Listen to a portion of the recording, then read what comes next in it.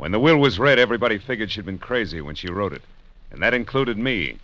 But I changed my mind after spending a night on an island with a pig, a cat, and an ape.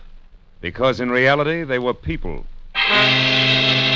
From the pen of Raymond Chandler, outstanding author of crime fiction, comes his most famous character as CBS presents The Adventures of Philip Marlowe.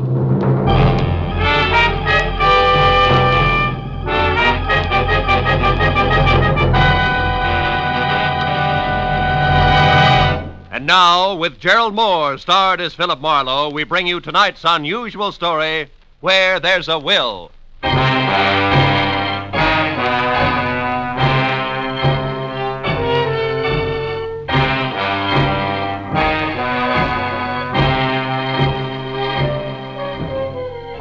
had spent the whole day on a noisy job which had concerned itself with a lot of people who talked a lot and said nothing.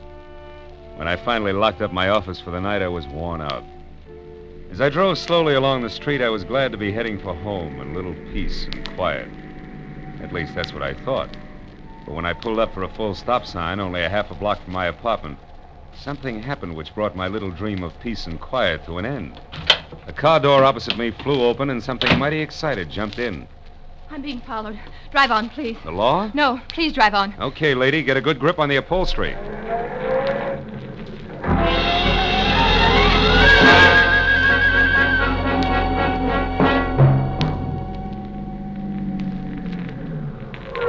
There, that ought to do it.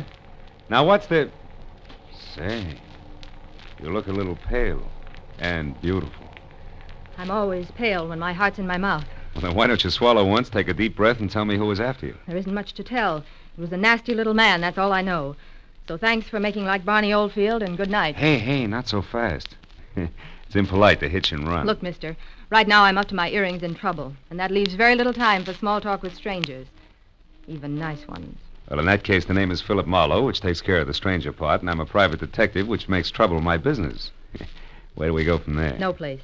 $300,000 worth of hidden bonds, a screwy old lady, and a sculptor with a red beard are too much for any one-man police force, Mr. Marlowe. So again, good night. Before I could say anything, she was out and gone.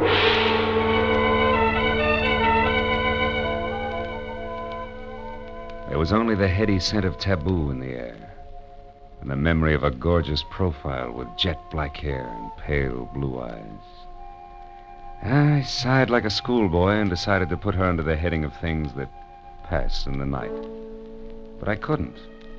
Why, out of all the cars in Los Angeles, should she have picked on mine? Well, the next morning, as I was walking down the corridor to my office door, I was still seeing pale blue eyes. Maybe that's why I didn't notice the man who waited outside my door until I was almost on top of him. He was well-dressed and about 35. He looked like a man who had forgotten how to smile. Marlowe. Right. I want to compliment you on your behavior last night, Mr. Marlowe. Barbara told me about it. Oh? Come on in, Mr. Shields. Edward Shields. Would you be interested in aiding 3 people in a search for more than $250,000 in negotiable bonds? 1% of which will be yours if the bonds are found? Being a fairly fast man with figures, yes, I would. Splendid. I'd like a few details. Well, Mr. Marlowe, my aunt, Bernice Mayhew Shaw, died, leaving her entire fortune to charity, with the exception of the bonds I mentioned. Those are to be divided equally among 3 of us, the sole heirs, if we find them within 24 hours. That sounds like something you dream about after a midnight snack of pizza and pig's knuckles. Perhaps, but you didn't know my aunt. Beside myself, the beneficiaries are Barbara Haynes, the girl you met last night. She was Aunt Bernice's personal secretary. And another nephew, Harlan Crane, who, at the moment, happens to be a sculptor. Happens to be? 6 months ago, he was a sailor. Before that, a writer, without even a rejection slip to his name. My cousin is irresponsible, impetuous, and completely self-indulgent. The will itself, Mr. Shields, what are the exact conditions? At precisely noon today, the 3 of us are to meet with Luther Willard, my beloved aunt's lawyer, who will give us each a large sheet of tissue paper covered with specific markings. Individually, the sheets mean absolutely nothing. But combined, one over the other, the transparent sheets form a coherent map to the location of the bonds. But why all the intrigue? My dear departed aunt had a peculiar sense of humor. In addition to this, she was never particularly fond of any of us. She was sure that our individual shortcomings would make cooperation among us impossible, even for so short a period as 24 hours. And the fact that a man followed Miss Haynes last night convinced you that there was something to that, huh? Convince me? No, he may have been nothing but a purse snatcher. Nevertheless, I do feel that to play safe, a fourth party, a custodian of the map, so to speak, would be advisable. That's fine. When do I go to work, Mr. Shields? At noon, at the lawyer's office. However, I regret that first you must be approved by the third heir. I don't like to ask this, Mr. Marlowe, but would you mind very much calling on my cousin Allan personally? Not at all. As a matter of fact, I think he might prove very interesting. Yes, I'm sure he will. As interesting as an ape in the zoo.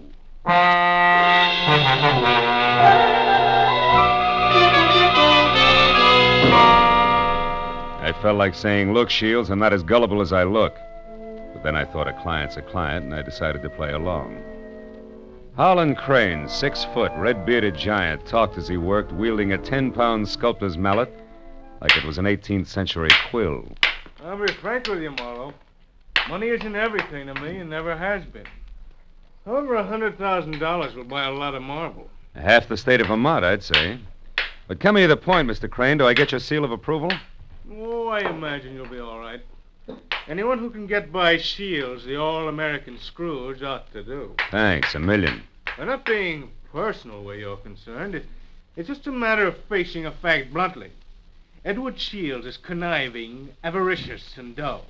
I heartily recommend him to nobody. And the girl, Barbara, you feel the same way about her? No, I don't. And the truth of the matter, Marlowe, is that I know very little about Barbara Haynes. But what I do know, I like very much. Yeah, that I can understand. Marlowe, do you realize that once you have the whole map in your possession, you're worth an awful lot of money? Of course I do. The whole map, I have a market value of exactly $300,000. That's right, fellow. $300,000, dead or alive.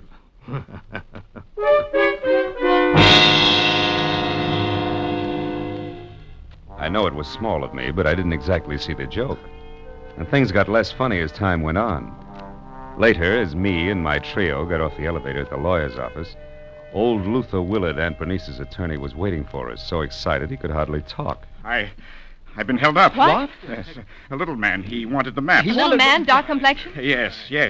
Had a scar on the side of his neck. Are the maps all right? The maps? Oh, yes, they're all right. Now, wait a minute, everybody. Give him a chance. Mr. Willard, tell us exactly what happened. This is Mr. Marlowe. We told you about him, Mr. Willard. Of course, yes. Come into my office. You see, I was putting some papers into my safe when this little man stepped up behind me and demanded the maps. Were they in the safe? No, thank heavens.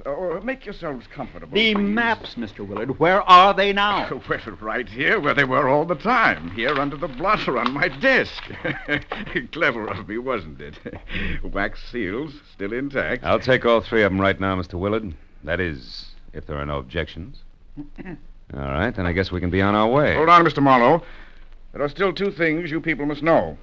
First, in the event the bonds are not recovered within the 24 hours, I am instructed to open another sealed envelope, which I'm happy to report is kept in my bank vault. That envelope contains a complete and simplified map and is to be turned over to a designated charity. And second, if any of you die before the allotted time is up, the bonds are to be divided among the surviving persons. And if none of us survives, Mr. Willard? Why, in that case, the bonds again go to charity. You see, Harlan, your aunt was a very generous woman.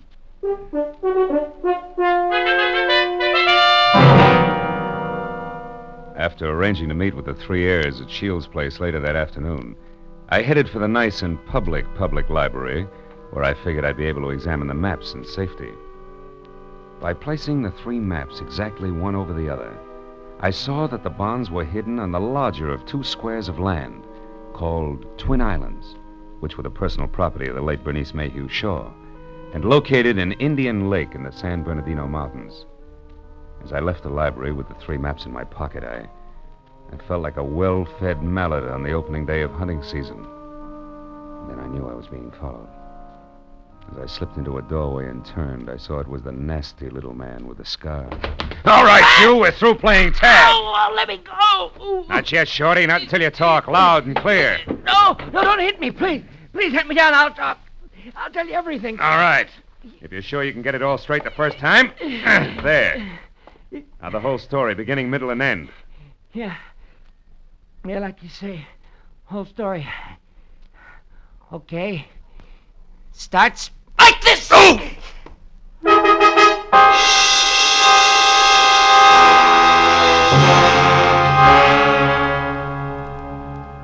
By the time I figured out that it had been the sawed-off end of a broomstick that had slammed my stomach up against my backbone, the little man was out of sight. Another 5 minutes went by before I quit calling myself sucker and I started to think straight.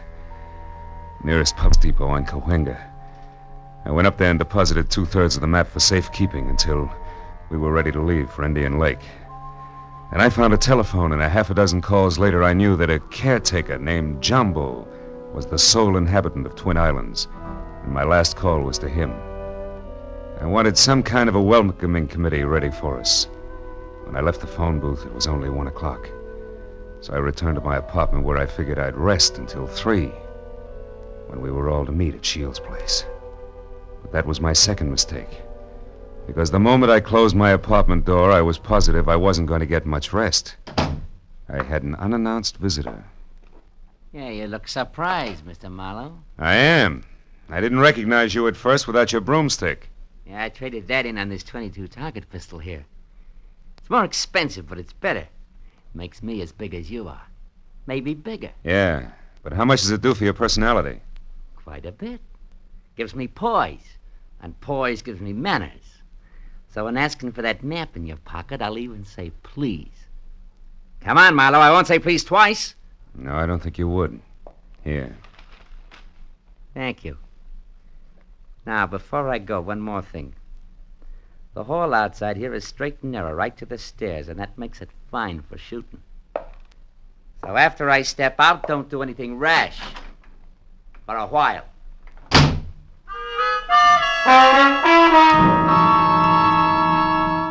So, loving life as I do, I didn't do anything rash for a while. In fact, I could have whipped up a nice 7-minute frosting before I moved at all. Then I phoned the 3 heirs to get together at my apartment. And when I finally had them all seated in front of me, I related the saga of the little man, including my premonition that one of the 3 present was signing his paychecks. Of course, I got nothing but Cupid-doll innocence out of any of them. So after adding that we'd get underway just as soon as the missing 1/3 of the map was returned to me, I threw my trench coat over my arm and told them I was going for a walk. But before leaving them, I reminded them that whoever was behind the little man could fire him, because I would never have kept all 3 maps in one place anyway, unless all of the heirs were on hand to watch one another. And then I left. I hadn't walked more than a half a block up Franklin when I stopped at the sound of Barbara running after me. Phil, I'm scared. Harlan and Shields are acting like a couple of wild men, calling each other every name under the sun. What'd you expect? Chit-chat about the weather? Now quit acting like a bobby soxer within squealing distance of Sinatra and try a cigarette. It'll calm your... Well, what is it, Phil? Why are you smiling like that? What's wrong? Nothing's wrong, Barbara, nothing. It's just that I found this in the pocket of my trench coat when I went for my cigarettes. It's the map. That's right. The missing 3rd. It's back already.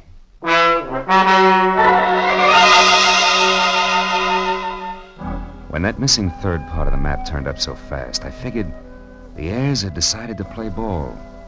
But I made a mental note to keep my eyes on them anyway. At 3 o'clock, I went to Edward Shields' hillside house in Laurel Canyon for the scheduled meeting. Shields wasn't home yet, but Cousin Harlan was there, admiring the view. Barbara showed up a few minutes later in a convertible, and Shields arrived last by cab. It finally began to look as though we might actually start out all together. Well, I see we all arrived, safe and sound. Yeah. Disappointed? Only by your clumsy attempts at humor, Harlan. Stop it, boys. Let's get started. Phil, have you looked at the map? Where are we going? To Indian Lake. It's a 4-hour drive, so if you're all ready, I suggest we get started. Very well. I'll go up to the garage and get the car. So Aunt Bernice hid the bonds in a roost at Twin Islands, eh? Well.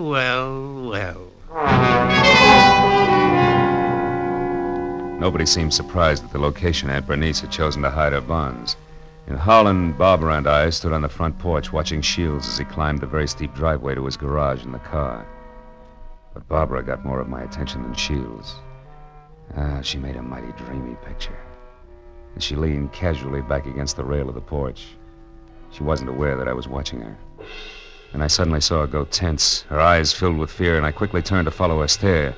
Shields' car was going at a rapid clip down the steep driveway. I still couldn't figure out Barbara's concern, and then she started screaming. The car's out of control. The car was headed for the edge of a cliff. His brakes are out. He'll go over. The tree stopped him. Shields, are you hurt? No, I'm all right. The brakes, I tried to stop You them. hadn't hit that tree. You'd have gone over the edge. Let's have a look at those brakes, Shields. Well, no wonder. What is it? Brake line's broken. Every drop of fluid drained out. I might have been killed. No might about it, Shields. We stood there for a while, all looking at one another, but nothing was said. Brake lines rarely snap accidentally. And I remembered that Harlan had been at Shields' house early, and the car had been in the garage, and Barbara... Well, I had to admit that she actually had anticipated the car going out of control. Well, the 24 hours for finding the bonds were slipping by, and I knew we had to get to Indian Lake. We held a short powwow without passing the peace pipe, and we decided to take Barbara's car. We picked up the rest of the map, which I'd checked at the bus station, and we shoved off. After a 4-hour drive that was about as relaxing as the thought of an overdue time bomb in a day nursery, we finally pulled up to the shores of Indian Lake. Jumbo, the caretaker, was waiting at the dock. He knew how to handle a boat, and a few minutes later we could see Twin Islands. We headed for the smaller of the two, where I could make out a rambling lodge. The other island, a quarter of a mile away, seemed deserted. Shields was the first one ashore. Here, Barbara, let me help you. Run along, boy. I'll help Barbara. Thanks, Harlan. Well, Marlowe, what now? Well, first we go up to the house. Oh, Jumbo, you got everything ready for us? Hey, Jumbo. Huh? Oh, sure. Everything's ready, Mr. Marlowe. Just like you said, I opened 4 of the upstairs rooms. Open the rooms? We're not going to sleep out here, are we? I'm gonna try. But this isn't a vacation. We're here to find the bonds and get out. You realize it's almost 9 already? That leaves us just 15 hours, Marlowe. Yeah, I know. I got a good watch, and I count to 24, and I'm also giving orders to you Don't three. get high-handed, Marlowe. You're an employee of ours, and that's all. Let's get the map together and start looking for those bonds right now. Take it easy, big man. The bonds are hidden on the other island. The map is as tangled as a second-hand spider web. We wouldn't get anything at all done in the dark. That's your opinion. Look, and you people hired me to help you find those bonds. If I have to get nasty to make you take orders, I can do that, too. Now, let's play like we're smart and go up to the lodge and relax. All right, Marlowe. But remember, we'd better have those bonds by tomorrow, or someone else will be nasty. Very nasty. And I mean me. What? You too?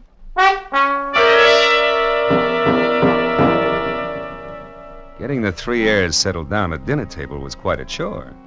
And when I was sure they'd keep an eye on each other, I slipped outside. I hid 1/3 of the map in a drain pipe. Then I went upstairs to my room, and I hid another third in the window shade. Well, the maps were settled, and I began to think about other things, like the accident to Shields' car. There were too many accidents and coincidences to suit me. So I decided to drop in on Cousin Harlan's room to see what I could see. Well, after 15 fruitless minutes, I was about to leave when something in the wastebasket caught my eye. The corner of a half-hidden handkerchief monogrammed H.C. I had just picked it up when I saw Jumbo standing in the open door. That handkerchief there in your hand. That blood on it? No, it looks more like brake fluid. And in this case, it's practically the same thing, huh? I think we'll leave it right here in the wastebasket, Jumbo. Oh, did you want something? Just wanted to say I'll be in my own place out back if you want me. Okay. You know where Mr. Shields is? He's out in the veranda. Alone? Yeah? Thanks, Jumbo. If I need anything, I'll call you. Good night.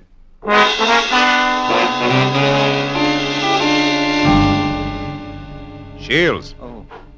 Oh, it's you, Marlowe. What's wrong? You sound like a man expecting trouble. I was nearly killed in my car this afternoon, and I don't think that was the end of it. Yeah, and don't stand too close to high windows. Thank you.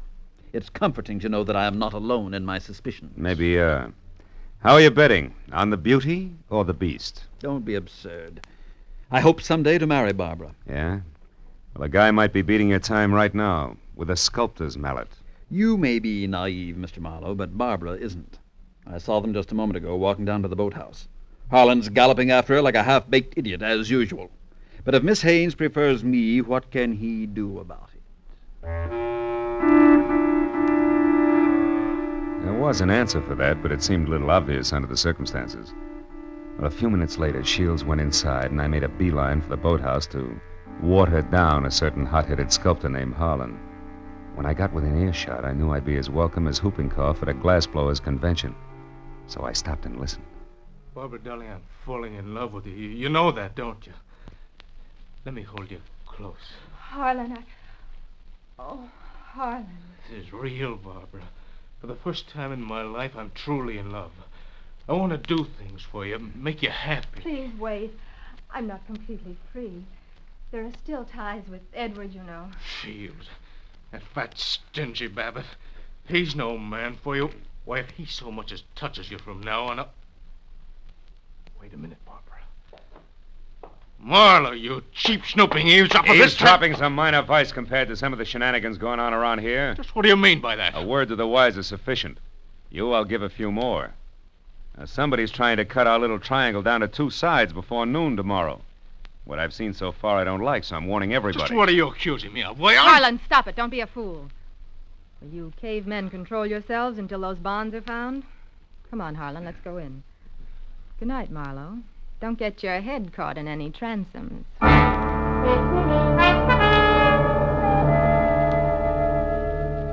Deciding sleep wouldn't be very healthy for a man in my position, I decided to sit up that night. And it was about 2 o'clock when I looked out the window and saw something mighty interesting. A light was moving on the other island opposite us. I got hold of Jumbo and we went over there as fast as we could.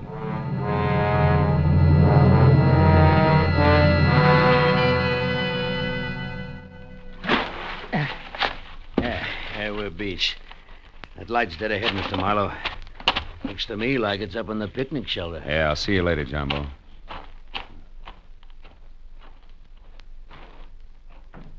Who's there? Guess who? Oh, Marlowe. I didn't hear you come up. The wind's too strong, I guess. But I'm glad to see you. It's spooky here all alone. Oh, sure. What's the idea? Decide to do a little freelance prospecting? Yeah, that's right.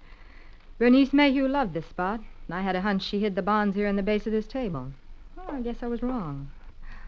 Oh, come on, Marlowe, limber up. You can't blame me for trying. Listen, beautiful, don't flap your eyelashes at me. I can't see anything but double crosses right now.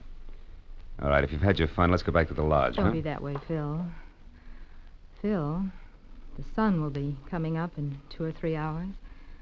Why not wait for it here with me? Barbara, baby, don't burn up too many calories with that routine.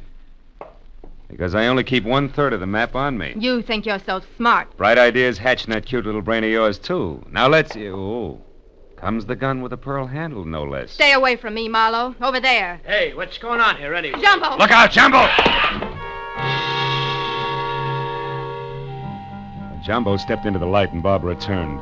I made a swipe at her gun hand that knocked pistol, purse, and lamp all over the picnic shelter. I found the gun and gave it to Jumbo. Then I started to pick up an assortment of knickknacks that had spilled out of her purse. But I never finished, because one of the items made my eyes pop. It was the monogrammed handkerchief covered with brake fluid that I'd found in Harlan's room. It all made sense now. It tied up everything that I'd suspected right along. Only 2 of my trio had planned to split up the $300,000 worth of bonds from the first. As I ran for the motor launch, I yelled at Jumbo to bring Barbara over in the rowboat. All the way back, I had the panicky feeling that I was probably too late.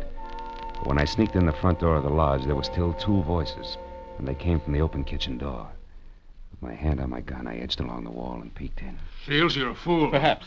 But I'm going to kill you and have a perfect case of self-defense. What are you talking about? Your hopelessly framed cousin, Harlan. I ruined the brakes on my own car. I planted your handkerchief, stained with brake fluid, in your room.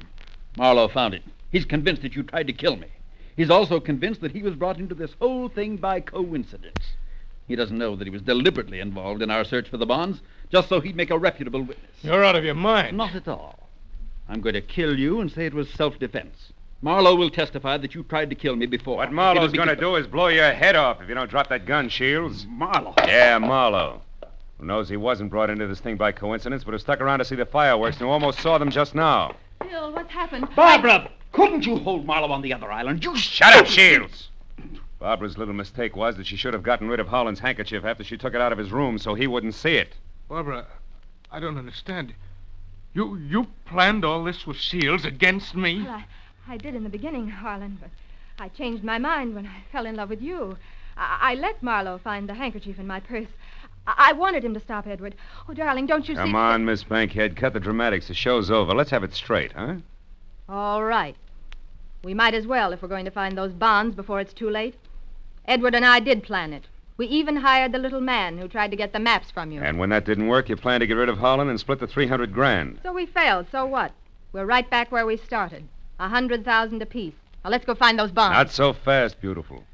What happened to Holland just now was a little more serious than a hot foot. It was attempted murder. He can slap you two in the jug this minute if he wants to. But I'll leave it up to him. Okay, Holland, what do you say? It's your move. No. I've got a better idea. Marlowe, 1/3 of that map is mine. Give it to me. Okay. There it is. Harlan, what are you going to do? Harlan, no. Don't burn it. There. Now we all lose. Now none of us will get the bonds. That's probably how Aunt Bernice wanted it anyway.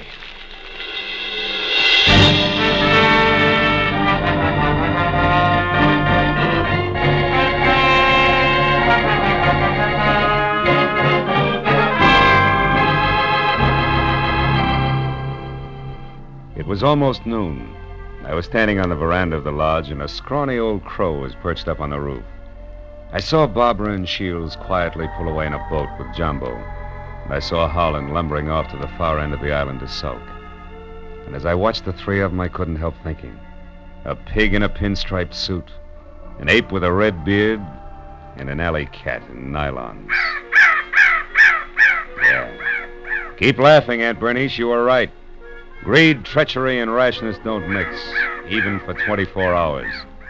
And the 1% of the bonds I was to get? Well, that's my contribution to charity. Who knows? Maybe I can take it off my income tax.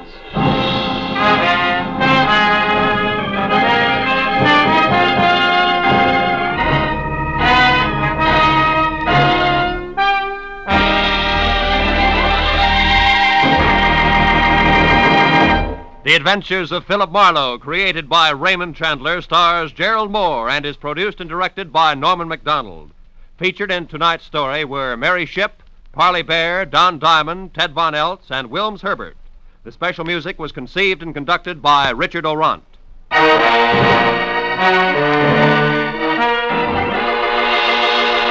Be sure to be with us again next week when Philip Marlowe says...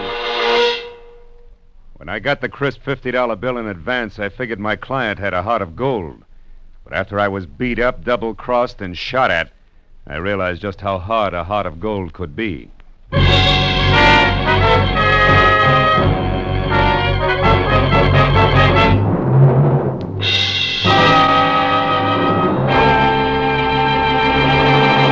Raymond Chandler, Dashiell Hammett, John Dixon Carr, three great names in the world of mystery and thrills. One down, two to go today on CBS. Now that you've heard Raymond Chandler's Philip Marlowe in action, CBS invites you to hear Dashiell Hammett's Sam Spade in action tonight, followed by John Dixon Carr's personally written radio series, Cabin B-13. Chandler, Hammett, Carr, today and every Sunday, over most of these CBS stations. It's a mystery if you miss 'em.